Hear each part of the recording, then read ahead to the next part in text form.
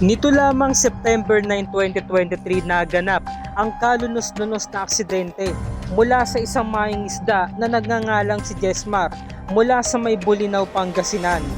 Matapos maglaot ito sa karagatan at bigla na lamang siyang sinakmal ng isang pating na ikinasanhi ng kanyang pagkakaroon ng sugat mula sa may binti na tila ba may sumamang laman sa pagkakahila nito.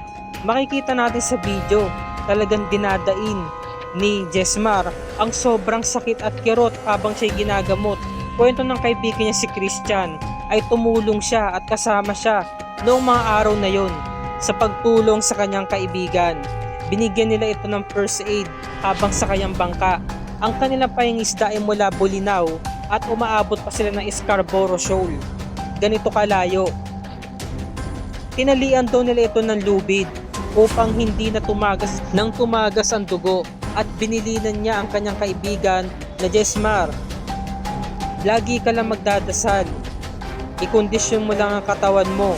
Alalahanin mo, nandito kami, kaagapay mo kami. Wag na wag ka lang matutulog.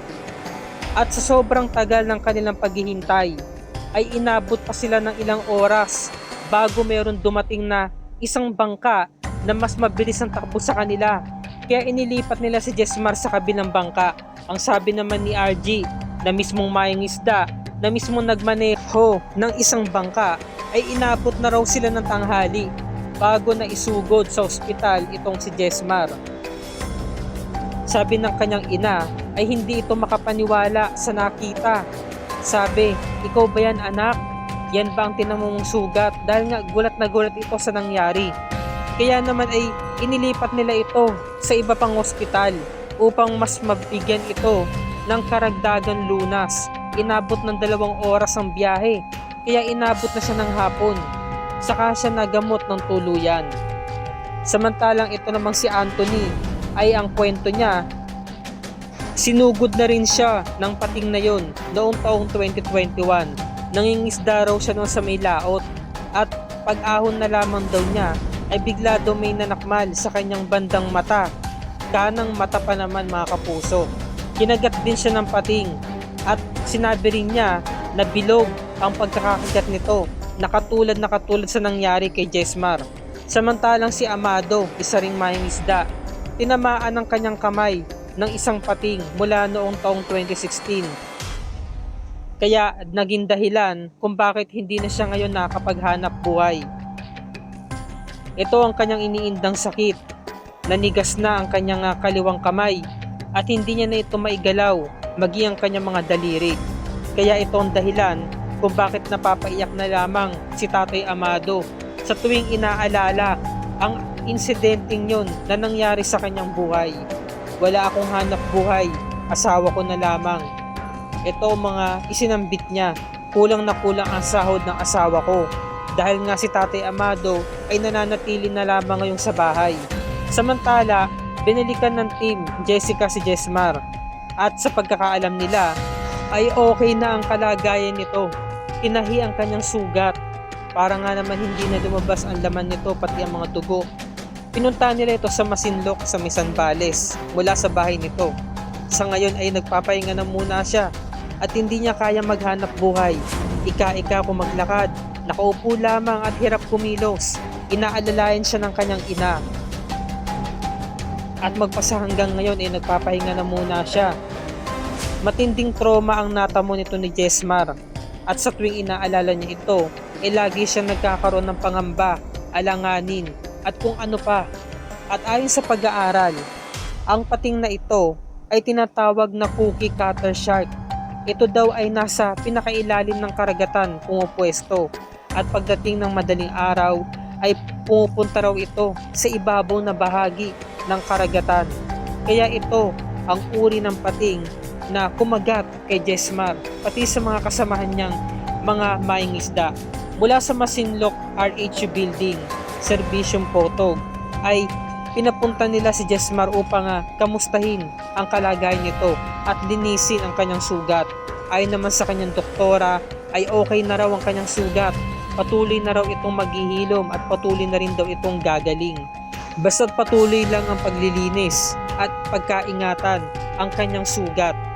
At sinabi naman ng mga kaibigan niya na kapwa niya ring mangingisda ay inaalam din nila ang itsura ng pating na ito. Kaya naman pinatingnan ng Team Jessica kung ito ba talagang itsura ng pating na ito ang sumakmal sa kanila. Halos lahat sila, sinabi nila ito yun. Napag-alaman nila na ito pala ay walang iba kundi isang cookie cutter shark na talaga nga namang napakatalas ng ngipin. Bilog ang bibig nito, isang dangkal ang pagkakakagat mula sa kanyang biktima. At ayon din sa pag-aaral, lagi raw itong napagkakamalang pagkain ng kanyang tinatarget o nakakaramdam ng panganib. Kaya ito nagiging agresibo. Kaya ito ay bigla na lamang nangangagat. At kapag dumadapo ito, laging nakakabit ang bunganga nito kung saan maaari rin daw na nasagi ang swimming pins. Kaya naman ay naalarma ang pating na ito. Kaya sinakmal nga si Jesmar noong araw na yun.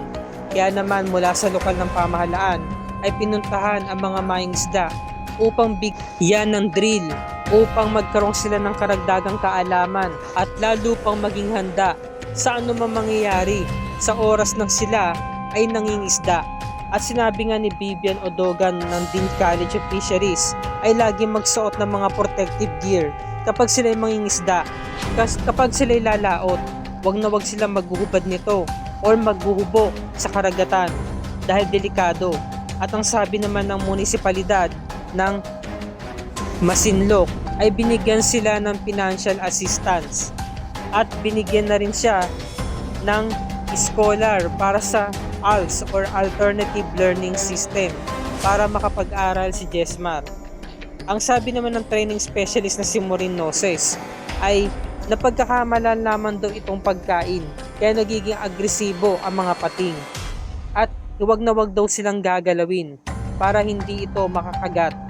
Tanging pag-iingat pa rin talaga ang kinakailangan para sa mga ganitong klase ng hayop sa karagatan. Sa ngayon ay patuloy pa rin nagpapagaling si Jesmar at pilit na lumalaban sa buhay. Kaya maging maingat sa gitna ng karagatan. Para sa mga nais at tumulong kay Jesmar, magdeposito lamang sa GCash ni Gemma Roque sa 0956-4973-989. At dito na po nagtatapos ang programa natin mga kapuso.